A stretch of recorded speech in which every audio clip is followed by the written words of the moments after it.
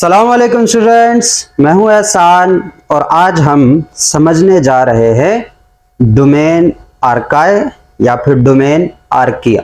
जो भी तुम लोगों को सही और प्यारा नाम लगता है उसी के नाम से इसको याद रखो। पिछले लेक्चर में, इंट्रोडक्टरी लेक्चर में, हमने क्या बात की थी कि अगर on the basis of domain बात करें तो देयर आर थ्री डोमेन्स। अगर हम on the basis of domain बात करें तो कितने डोमेन्स हैं? तीन। कौन कौन से? डोमेन आर्काई या आर्किया, डोमेन यूबैक्टीरिया या फिर ट्रू बैक्टीरिया, और डोमेन यूकेरिया या यूकेरियोट्स। ठीक है, तीन डोमेन है डोमेन क्लासिफिकेशन सिस्टम में। किंगडम क्लासिफिकेशन सिस्टम के हवाले से हमने कहा था, समझ लिया था कि जो प्रोकैरियोट्स हैं वो हमारे पास किंगडम मोनेरा में फॉल करते हैं।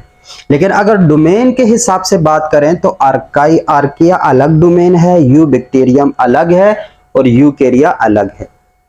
हालांकि कुरूने उला में, पहले जमानों में आर्किया को आर्कियोबैक्टीरिया कहा जाता था, मतलब ये बैक्टीरिया की ही एक टाइप समझी जाती थी। लेकिन फिर आर्किया जो थे उन्होंने एहतजाज शुरू कर दिया, उन्होंने हड़ताल शुरू कर दी कि भाई हम बैक्टीरिया नहीं है, हमारे फीचर्स बैक्टीरिया के साथ ठीक है, थोड़े मिलते हैं, लेकिन सारे फीचर्स बैक्टीरिया वाले नहीं हैं। हम में कुछ फीचर्स ऐसे हैं जो यूकेरियोट से मिलते हैं और कुछ फीचर्स ऐसे हैं जो कि हमारे अपने हैं, वो किसी और में नहीं है, तो हमें बैक्टीरिया के साथ क्यों डाला हुआ है। और इस एहतजाज को मद्देनजर रखते हुए अब हमने, मतलब साइंटिस्ट ने, टैक्सोनोमिस्ट ने डोमेन के बेस पे तीन डोमेन्स बनाए। एक हमारे पास यूकेरिया जिसमें जितने भी यूकेरियोट्स है वो सारे आते हैं, एक हमारे पास यूबैक्टीरिया जिसमें जितने भी ट्रू बैक्टीरिया हैं वो आते हैं, और एक है हमारे पास आर्किया जिसमें सारे आर्किया या आर्काई जो हैं वो आते हैं। तो पहले इसको क्या बोला जाता था? आर्कियोबैक्टीरिया। लेकिन इनके दिल के सुकून के लिए इनको आर्कियोबैक्टीरिया नहीं बल्कि सिर्फ आर्किया कहो या फिर आर्काई कहो। तो archaea the most daring microorganisms, ये आपको बहुत ही एक्सट्रीम कंडीशंस पे मिलेंगे, जहां पे बहुत ज्यादा टेम्परेचर हो, जहां पे कोई और जो है वो कोई और माइक्रो ऑर्गेनिज्म सोच भी नहीं सकता कि या मैं यहां रह सकता हूं, वहां पे आपको आर्किया मिलेंगे। बहुत ज्यादा एसिडिक इन्वायरमेंट हो, बहुत ज्यादा साल्टी इन्वायरमेंट हो, वहां पे आपको आर्किया मिल जाते, हर जगह नहीं मिलते। और एक और मजे की बात बता दूं कि आर्किया से हमें डरने की जरूरत भी नहीं है, क्योंकि आर्किया कोई पैथोजेनिक आर्किया अभी तक सामने नहीं आया कि कोई हमारे पास माइक्रो ऑर्गेनिज्म आर्किया से ताल्लुक रखता है, उन्होंने हमें बीमार किया इंसानों को। तो ऐसा कोई पैथोजेनिसिटी जो है, पैथोजेनिक आर्किया अभी तक सामने नहीं आया, तो ये हमारे दोस्त हैं। ठीक हो गया। सो आर्किया या फिर आर्कियोबैक्टीरिया, लेकिन पहले इसको आर्कियोबैक्टीरिया कहा जाता था, अब इनको आर्किया कहा जाता है। तो इस आर्किया को हम नए डोमेन में, मतलब अलग से डोमेन में डालने की जरूरत किन फीचर्स के बेस पे आई, तो वो फीचर्स आज हम इंशाल्लाह डिस्कस करेंगे आर्किया के। ऐसे कौन से यूनिक फीचर्स थे, यूनिफाइंग फीचर्स थे जिसकी वजह से हमने आर्किया को अलग डोमेन में रखा। तो वो फीचर समझने जा रहे हैं कि उसमें सबसे पहला फीचर आर्किया का क्या है। ठीक है, ये क्वेश्चन आता रहता है कि यूनिक फीचर्स ऑफ आर्किया कौन कौन से हैं। तो सबसे पहले कंपोजिशन ऑफ सेल वॉल देखते हैं कि इनका जो सेल वॉल है वो किस तरीके का बना हुआ। मिसाल के तौर पर अगर मैं किसी यूकेरियोट पौधे की बात करूं तो एक उनकी सेल मेम्ब्रेन है, उनके गिर्द सेल वॉल होती है, लेकिन वो सेलुलोज की बनी होती है। किसकी बनी होती है? सेलुलोज की। अगर मैं एक बैक्टीरियम कंसीडर करूं, एक बैक्टीरिया कंसीडर करूं, ट्रू बैक्टीरिया कंसीडर करूं, तो इनके गिर्द भी सेल वॉल होती है। क्या? सेल वॉल होती है, लेकिन वो सेल वॉल किसकी बनी होती है? जरा बताओ। पेप्टिडोग्लाइकन। किसकी बनी होती है? पेप्टिडोग्लाइकन। पेप्टिडोग्लाइकन मतलब क्या कि इसमें ग्लाइकन भी होता है और इसमें पेप्टाइड बॉन्ड भी होता है, इसमें प्रोटीन भी होती है, इसमें हमारे पास शुगर या कार्बोहाइड्रेट भी होता है। तो पेप्टिडोग्लाइकन, ये इससे एक दूसरा नाम है म्यूरिन। क्या है हमारे पास, म्यूरिन। तो जो ट्रू बैक्टीरिया है उनका सेल वॉल पेप्टिडोग्लाइकन का बना होता है, ये इसके डिफरेंसेस में भी आ जाएगा। और अगर इसको हम बनाए तो मतलब कैसे है कि ग्लाइकेन के जो शुगर्स हैं वो शुगर आपस में ग्लाइकोसिडिक बॉन्ड से जुड़े हुए हैं, ऐसे एक पॉलीसैकेराइड है, एक हमारे पास एक और चेन है ऐसे जुड़ा हुआ है। और क्या है कि इनके दरमियान ना, मतलब इन पे कुछ अमीनो एसिड्स होते हैं, जैसे एक अमीनो एसिड यहां पर है, एक अमीनो एसिड यहां पर है, तो इन दोनों के दरमियान पेप्टाइड बॉन्ड बन जाता है। इसी तरह एक इधर है एक इधर है, तो इनके दरमियान भी पेप्टाइड बॉन्ड बन जाता है। इसी तरह अगर एक इधर है और एक इधर है तो इसके दरमियान पेप्टाइड बॉन्ड बन जाता है। तो हमारे पास जो cell wall of eubacteria या मतलब प्रॉपर जो बैक्टीरिया है उनका सेल वॉल बना होता है पेप्टिडोग्लाइकन का, मतलब उसमें ग्लूकोज का उसमें ग्लाइकन भी है, उसमें शुगर मॉलिक्यूल भी है और उसमें हमारे पास पेप्टाइड बॉन्ड भी है, मतलब प्रोटीन भी है। ये होता है यू बैक्टीरिया का, इन दोनों का हमें पता होता है। आर्काया, आर्काया जो है हमारे पास, या आर्किया जो है, उनके सेल वॉल में क्या मतलब ऐसी यूनिफाइंग फीचर है, तो वो फीचर ये है कि हमारे पास जो आर्किया के सेल वॉल होता है या तो वो प्योर पॉलीसैकेराइड होता है सेलुलोज के अलावा, प्योर पॉलीसैकेराइड, मतलब उसमें आपको कोई प्रोटीन, अगर वो पॉलीसैकेराइड का है प्रॉपर तो उसमें आपको कोई प्रोटीन नहीं मिलेगी। या फिर एक मजे की बात, ये सिर्फ इन्हीं में पाया जाता है कि उनका सेल वॉल प्योर प्रोटीन होती है, कोई उसमें शुगर मॉलिक्यूल नहीं होता। बैक्टीरिया में पेप्टिडोग्लाइकन था, पेप्टिडोग्लाइकन का मतलब कि उसमें शुगर भी थी और एट अ टाइम उसमें प्रोटीन भी थी। हमारे पास जो आर्किया है इनका जो सेल वॉल है, अगर है तो वैसे ज्यादा अमून होता भी नहीं है, बाज ऐसे आर्किया हैं जिनमें सेल वॉल है ही नहीं, नो सेल वॉल, लेकिन अगर जिनमें है तो या तो वो प्योर क्या होगा हमारे पास पॉलीसैकेराइड का बना होगा, प्योर क्या होगा पॉलीसैकेराइड का बना होगा, या वो प्योर हमारे पास किसका बना होगा प्रोटीन का। दोनों का मिलाप से नहीं बनेगा, ये नहीं है कि पॉलीसैकेराइड और प्रोटीन मिलकर एक सेल वॉल बनाएंगे, नहीं, या तो सेल वॉल प्योर पॉलीसैकेराइड का है या फिर सेल वॉल प्योर प्रोटीन का है, कोई बीच वाला जो हमारे पास मामला है वो नहीं है। लेकिन बैक्टीरिया में ये पेप्टिडोग्लाइकन का होता है जबकि यहां पर ऐसा नहीं है।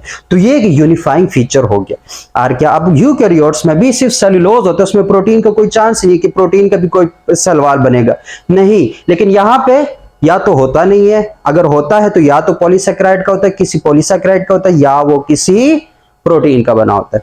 तो ये बात समझ आ गई। पहला फीचर क्या है, कंपोजिशन ऑफ सेल वॉल, कि उसकी सेल वॉल कैसे कंपोज हुई है, उसकी सेल वॉल किस तरीके से बनी हुई है, किन चीजों से मिलकर बनी हुई है। दूसरे फीचर की अगर बात हम करते हैं तो दूसरा फीचर है हमारे पास composition of cell membrane. Composition of cell membrane, कि सेल मेम्ब्रेन में जो इसकी जो मेन बात है, जो यूनिक फीचर है सेल मेम्ब्रेन का, देखो ये कोई सेल है, उसके बाहर सेल वॉल है, उसके अंदर सेल मेम्ब्रेन होगी। अब आम सेल मेम्ब्रेन में हम क्या कहते हैं कि आम हमारे पास जो फ्लूइड मोज़ेक मॉडल है कि हमारे पास फास्फोलिपिड जो है उनकी बाइलेयर, मतलब बाइलेयर होती है, उसकी दो लेयर्स होती हैं फास्फोलिपिड्स की, ऐसा ही है ना फास्फोलिपिड्स की, और बीच में प्रोटीन्स फंसे हुए होते हैं ऐसे, और इस तरीके से हमारे पास लिपिड बाइलेयर बनती है। तो यहां पे लिपिड है, आम फास्फोलिपिड है, क्या है हमारे पास आम सा फास्फोलिपिड है, और आम सा फास्फोलिपिड है, लेकिन जो हमारे पास आर्किया की सेल मेम्ब्रेन है उसमें बहुत ही यूनिक लिपिड होता है, बहुत ही यूनिक या फिर बहुत ही अनयूजुअल, जो अमूमन देखने को नहीं मिलता, बड़ा यूनिक सा हमारे पास लिपिड होता है। अगर हम बैक्टीरिया की बात करें, अगर हम बाकियों की बात करें, लेकिन सेल मेम्ब्रेन में आमतौर पर क्या है फास्फोलिपिड बाइलेयर होती है जिसके अंदर प्रोटीन फंसे हुए होते हैं। लेकिन यहां पे हमारे पास जो लिपिड है वो बड़ा अनयूजुअल है। अनयूजुअल किन मानों में, कि हमारे पास अगर आम हम लिपिड की बात करें, मतलब आम जो यूकैरियोट्स और बैक्टीरिया वगैरह में होता है, उसमें जो लिपिड है, लिपिड के अंदर ग्लाइसिरोल होता है, मतलब कोई भी लिपिड है उसमें एक ग्लाइसिरोल होता है ऐसे, ये हमारे पास क्या है एक ग्लाइसिरोल है, ट्राई अल्कोहल है ग्लाइसिरोल, बाकी H और H2 ये ग्लाइसिरोल होता है। लेकिन ये ग्लाइसिरोल आगे अटैच हुआ होता है किसी फैटी एसिड के साथ, किसी फैटी एसिड के साथ अटैच हुआ होता है, इसको ऐसे यहां पे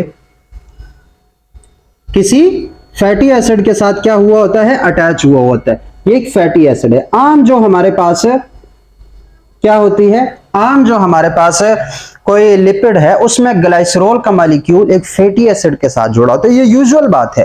अनयूजुअल क्या है कि हमारे पास जो सेल मेम्ब्रेन आर्किया का होता है, ये जो आर्काई का हमारे पास सेल मेम्ब्रेन होता है, ग्लाइसरॉल उसमें भी होता है, ग्लाइसरॉल उसमें भी होता है, लेकिन वो ग्लाइसरॉल आगे लिंक हुआ होता है ब्रांच्ड हाइड्रोकार्बन्स के साथ। मतलब ये CH2, फिर ये CH2, फिर ये C, ये आगे हो सकता है फिर CH3 हो, ये भी CH3 हो, और आगे से इस तरह CH3 हो, या आगे से ये हमारे पास इस तरीके से CH2, CH2, CH3 ऐसे हाइड्रोकार्बन से जुड़ा होगा।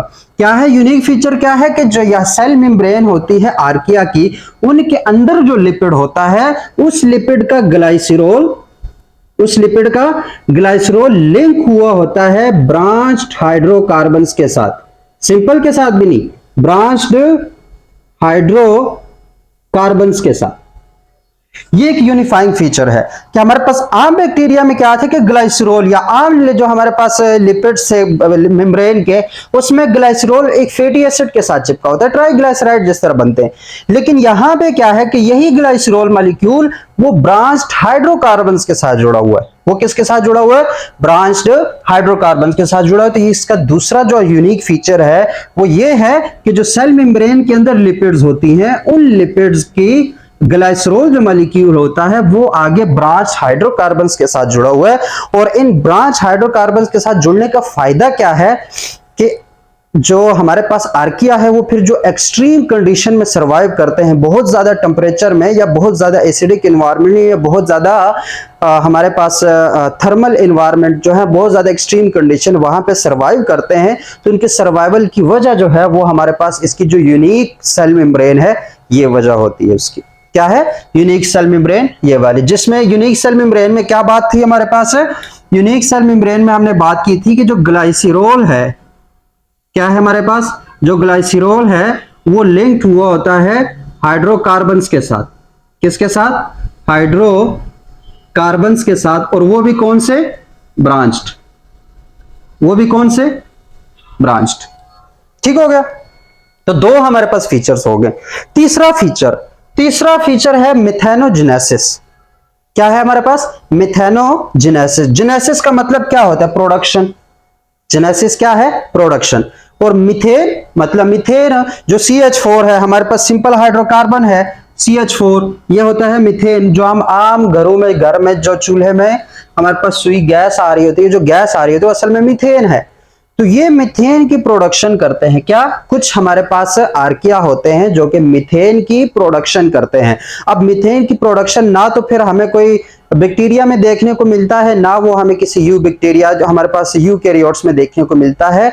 तो ये बड़ा यूनिक फीचर है सिर्फ और सिर्फ आर्किया का, कि उसमें से कुछ मिथेनोजेंस होते हैं वो मिथेनोजेनेसिस करते हैं।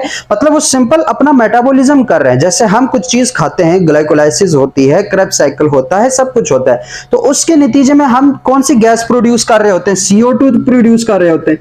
कौन सी? CO2। अगर कोई ऑटोट्रॉफ है, जैसे कि कोई पौधा है या कोई साइनोबैक्टीरिया वगैरह है, तो उसमें भी जब मेटाबॉलिज्म होती है तो CO2 भी बनती है, जब वो एनर्जी को अपने लिए यूज करते हैं। और अगर आम सनलाइट की मौजूदगी में हो रहा है तो वो ऑक्सीजन बना रहे होंगे, ये चीज होती है। लेकिन हमारे पास आर्किया जो है वो जब उनमें मेटाबॉलिज्म होती है तो उसके नतीजे में मीथेन गैस बनती है। क्या बनती है? मीथेन गैस बनती है, CH4 बनता है। इसलिए ये भी इसका यूनिक फीचर हो जाता है कि मेटाबॉलिज्म के दौरान कुछ आर्किया जो है वो मिथेनोजेनेसिस करते हैं, वो मीथेन गैस जो है वो प्रोड्यूस करते हैं। So archaea are methane gas producers, methane gas producer. तो ये इसकी तीसरी जो हमारे पास बात हुई वो क्या बात हुई कि मिथेनोजेनेसिस करते हैं, प्रोड्यूस मीथेन, प्रोड्यूस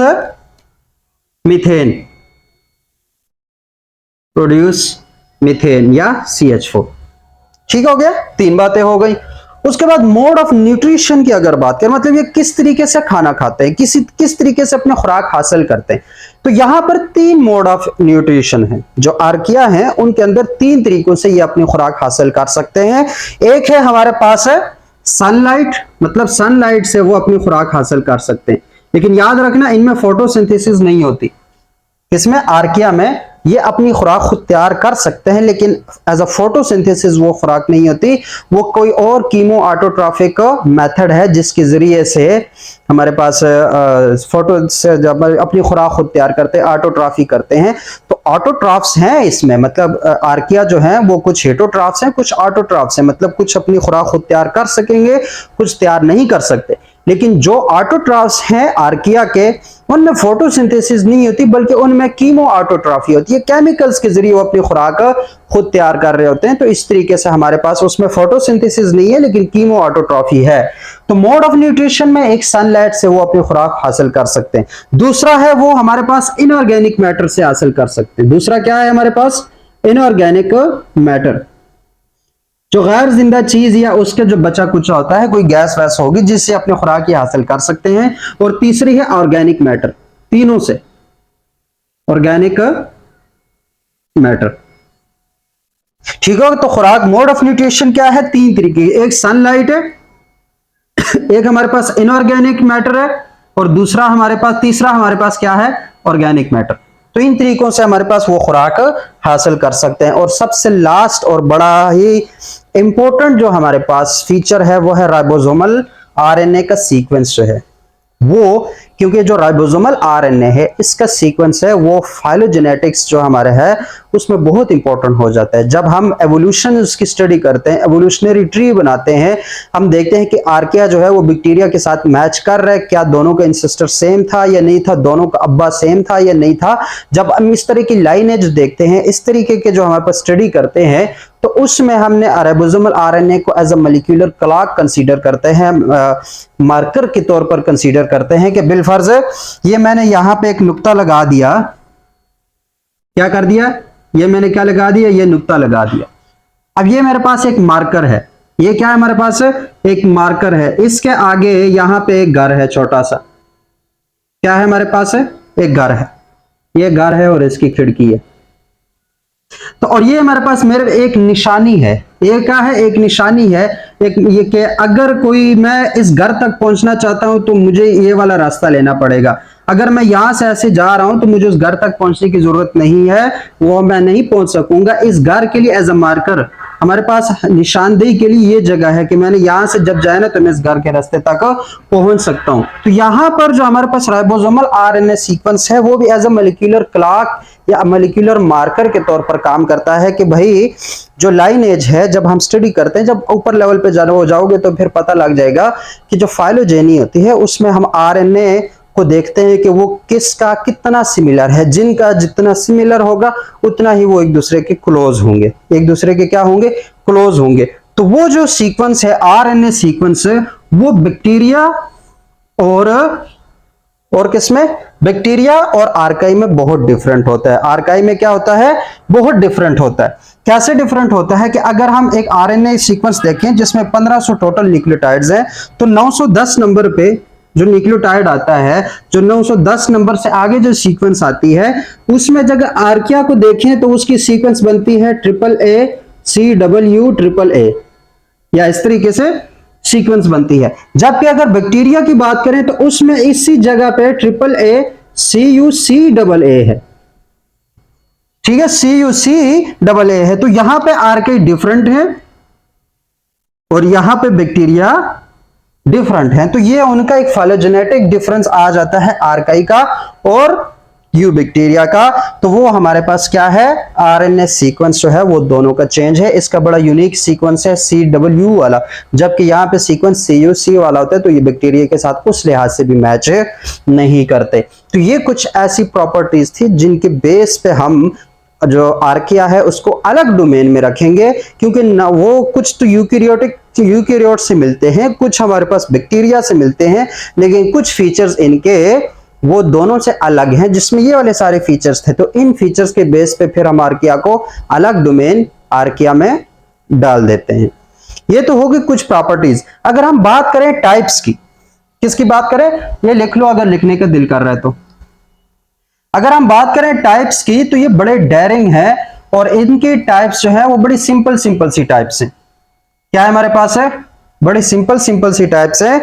और वो उसमें सबसे पहला टाइप क्या है वो हम ऑलरेडी डिस्कस कर चुके हैं। सबसे पहला टाइप है मिथेनोजेंस। कुछ आर्किया आपके मिथेनोजेंस होंगे। मिथेनोजेंस का मतलब क्या है? ऐसे आर्किया जो मेटाबॉलिज्म के दौरान मीथेन गैस प्रोड्यूस करें। क्या प्रोड्यूस करें? मीथेन गैस प्रोड्यूस करें, उनको मिथेनोजेंस बोलते हैं। और उस प्रोसेस को क्या बोलते हैं? मिथेनोजेनेसिस। जबकि उन आर्किया को हम क्या बोलेंगे? मिथेनोजेंस, जो कि मेटाबॉलिज्म के नतीजे में क्या प्रोड्यूस करें? मीथेन गैस प्रोड्यूस करें। और ये भी एन एरोबिक कंडीशन में, याद रखना यहां पे ऑक्सीजन नहीं होनी चाहिए, एन एरोबिक कंडीशंस में।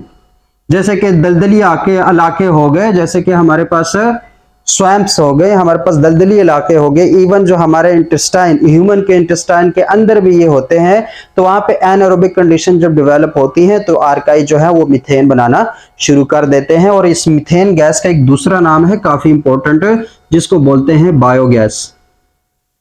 क्या बोलते हैं? बायोगैस। तो ये कभी कभी एमसीक्यू भी आ जाता है कि the another name of methane is, तो उसमें 3-4 होंगे, तो उसमें फिर क्या करना है? बायोगैस जो है, कि बायोगैस को मीथेन भी बोलते हैं या मीथेन को बायोगैस भी बोलते हैं। तो एक टाइप ऑफ आर्किया क्या हमारे पास है? मिथेनोजेंस।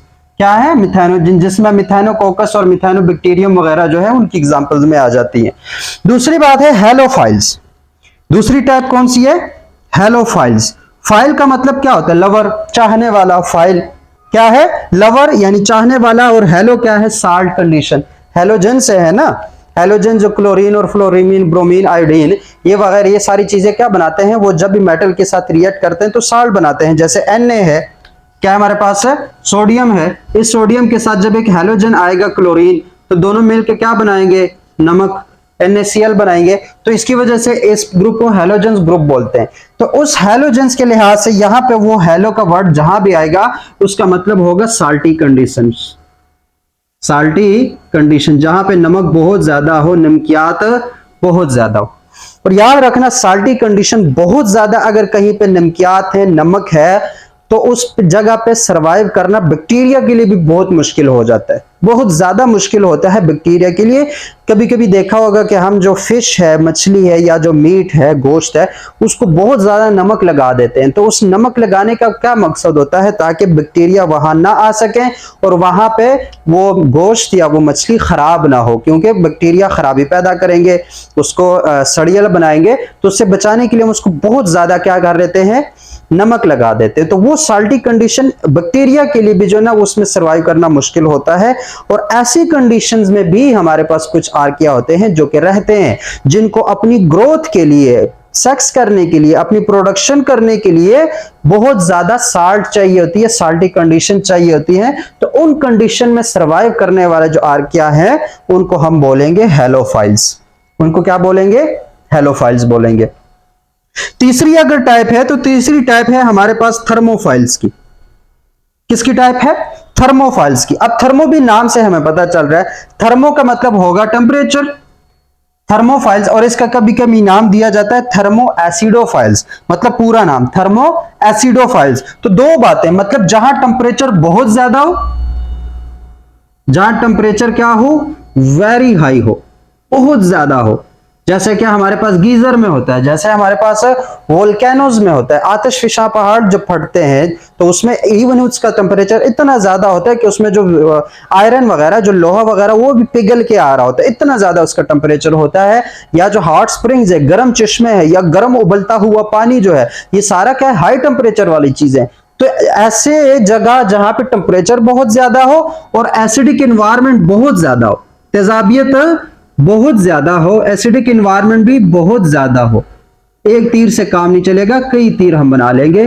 तो जब एसिडिक एनवायरनमेंट भी बहुत ज्यादा हो, टेम्परेचर भी बहुत ज्यादा हो, तो बाकी चीजें, बाकी जो हमारे पास बैक्टीरिया वगैरह हो गए या बैक्टीरिया, यूकैरियोट्स हो गए, वो वहां पे इमेजिन भी नहीं कर सकते कि वो जिंदा रहें। ठीक है, वहां पे इमेजिन भी नहीं सकते। उस तरह की कंडीशन में भी आर्किया आपको मिलेंगे। उस तरह की कंडीशन में भी जो आर्काए हैं वो आपको मिलेंगे। किस में? जिसका टेम्परेचर बहुत ज्यादा होगा, एसिडिक एनवायरनमेंट बहुत ज्यादा होगा। तो वहां पे पाए जाने वाले जो आर्किया हैं उनको क्या बोलोगे? Thermo acidophiles. जैसे थर्मोकोकस हमारे पास एक आर्किया की एग्जांपल है, वो ऐसी जगहों पर रहते हैं। तो हमारे पास ये क्या है? Thermo acidophiles. तो ये कुछ जो है उसकी टाइप्स हैं। तो टाइप्स ऑफ आर्किया में क्या है, मिथेनोजेंस जो कि मीथेन गैस प्रोड्यूस करते हैं, जिसमें मिथेनोबैक्टीरियम और मिथेनोकोकस आता है। इसी तरीके से हमारे पास हेलोफाइल्स हैं जो कि ज्यादा साल्टिक कंडीशन में रहते हैं, और कुछ हमारे पास थर्मो एसिडोफाइल्स हैं जो कि ज्यादा एसिडिक, मतलब तेजाबियत भी जहां ज्यादा हो और टेम्परेचर भी जहां बहुत ज्यादा हो वहां पर भी ये सर्वाइव करते हैं। तो उनको फिर हम बोलते हैं थर्मो एसिडोफाइल्स। उनको क्या बोलते हैं, थर्मो एसिडोफाइल्स। तो that was all about archaea. Archaea के बारे में थोड़ा बहुत हमें जानने की जरूरत थी कि आर्किया क्या बला है। तो क्या बला है, अगर थोड़ा सा जल्दी जल्दी हम उसको समराइज करें तो व्हाट आर आर्किया। आर्किया हमारे पास एक अलग डोमेन है जिसकी कुछ प्रॉपर्टीज हमारे पास यूकैरियोट्स के साथ मिलती है और कुछ प्रॉपर्टीज हमारे पास प्रोकैरियोट्स यानी बैक्टीरिया के साथ मिलती है, लेकिन कुछ प्रॉपर्टीज उसकी ऐसी होती है जो दोनों के साथ मैच नहीं करती। इनको बोलते हैं आर्किया, जिसको 3 डोमेन क्लासिफिकेशन सिस्टम में हमने एक डोमेन अलग से आर्किया के लिए बनाया हुआ है, दूसरे 2 हैं यू बैक्टीरिया और यूकैरिया या यूकैरियोट्स। फिर अगर उसकी यूनिफाइंग फीचर्स यानी उसके यूनिक फीचर्स की बात करें तो उनकी जो सेल वॉल की कंपोजिशन है वो बड़ी यूनिक है कि यहाँ पर सेल वॉल या तो सिर्फ पॉलीसैकेराइड का बना होता है या सिर्फ और सिर्फ प्रोटीन का बना होता है या होता ही नहीं है। अगर हम बात करें सेल मेम्ब्रेन के फीचर की, तो सेल मेम्ब्रेन में जो इनके जो लिपिड है वो लिपिड बड़ा ही अनयूजुअल होता है, क्योंकि इनका लिपिड जो है उसमें ग्लाइसिरोल एक ब्रांच हाइड्रोकार्बन के साथ बाइंड हुआ होता है, जिसकी वजह से ये हाई जो कंडीशंस होती है, एक्सट्रीम कंडीशंस होती हैं, उन पे ये जिंदा रह सकते हैं। अगर फिर बात करें मिथेनोजेनेसिस, तो ये भी इनकी प्रॉपर्टी है कि वो मीथेन गैस प्रोड्यूस करते हैं। इसी तरीके से हमारे पास मोड ऑफ न्यूट्रिशन की बात करें तो किस तरीके से ये अपनी ग़िज़ाइयत लेते हैं, अपनी न्यूट्रिशन लेते हैं, तो ये लेते हैं हमारे पास सनलाइट से भी, ऑर्गेनिक मैटर से भी और इनऑर्गेनिक मैटर से भी। और इसके अलावा जो बहुत इंपॉर्टेंट फीचर है जो कि बैक्टीरिया और आर्किया में बहुत डिफरेंट है वो है राइबोसोमल आरएनए। तो राइबोसोमल आरएनए जो है वो सीक्वेंस हमारे पास है आर्किया में अलग है, बैक्टीरिया में अलग है। और अगर हम टाइप्स की बात करें तो टाइप्स हमारे पास 3 हैं इसके, जिसमें हमारे पास क्या आते हैं, मिथेनोजेंस, मीथेन प्रोड्यूसिंग आर्किया, उसके बाद हेलोफाइल जो कि एसिडिक कंडीशन लवर है, और हमारे पास थर्मो एसिडोफाइल जो कि हाई टेम्परेचर और हाई हमारे पास पीएच जो लो पीएच पे यानी हाई एसिडिक एनवायरनमेंट पे जिंदा रहने वाले होते हैं। तो that was all about archaea. Hope so कि काफी सारी चीजों की समझ आ गई है। तो मिलते हैं इंशाल्लाह एक और लेक्चर में एक और टॉपिक के साथ। तब तक के लिए अपना ख्याल रखना और मुझे दुआओं में याद रखना। अल्लाह हाफिज।